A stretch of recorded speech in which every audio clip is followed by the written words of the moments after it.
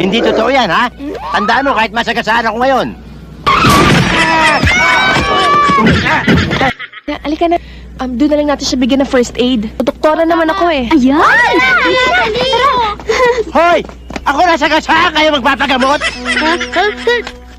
Tayo naman, nahatsing ako. Baka magkakasipon ako. Pigilin mo. Bawal sa bahay ng mayaman ang humatsing. Sobra naman kayo. Tandaan mo, nasa bahay tayo ng mayaman. Kaya pag nahuli kong may gumalaw ng pagkain hindi binibigay, sisintunin ko! Oh, nagugutom na ako eh. Ay, halika na. Mga bata, itabi mo, may bisita, oh. Dali! Ano yung mga yan? Ito pala ako. Totoy, siya nga pala si Rufo, ang boyfriend ko. Goodbye.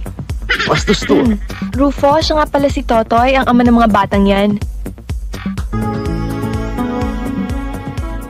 Vanessa! Huwag mo sinisigawan si Vanessa. Bakit? May reklamo ka? Hindi, baka mamalat ka sigawan mo, matigas sa ulo yan, sigawan mo. Alam mo, panas ako sa mukha mo. Sigawan mo. Mukha tang nakakalimutan mong industrial partner ka lang. Ayoko lang ng maraming tao dito. Nai-istorbo ang mga trabador. Mabuti pa doon na tayo sa opisina mag-usap. Hindi ka na. Trabaho!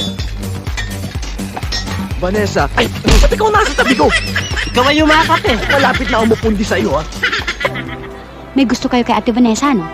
Aber, kung may gusto nga ako, may mangyari kaya sa akin? Ligawan nyo, tay. Ligawan. Para mailayo na rin si Ate Vanessa dun kay Rufo. Sige na. Ikaw kaya lumigaw. Ikaw sumusulsul eh.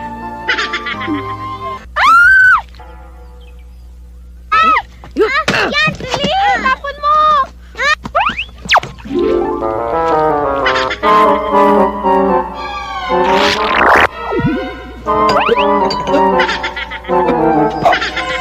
Ay nako, ang hirap mo namang paliwanagan.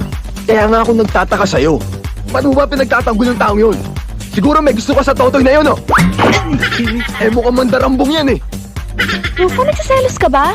Mafe-feel mo nang mabuti siyang tao. Si Totoy? Eh, ang gwapo-gwapo mo. Mas gwapo ka pa nga kay Zoren Legaspi eh. Sino na naman yun? Yung artista.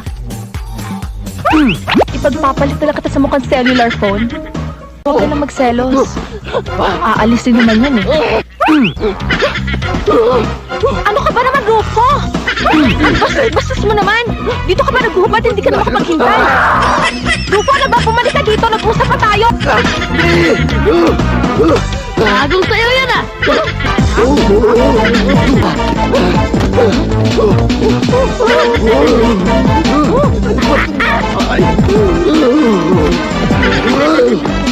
Okay ah! Okay ah! Ano tinitingin mo, ha?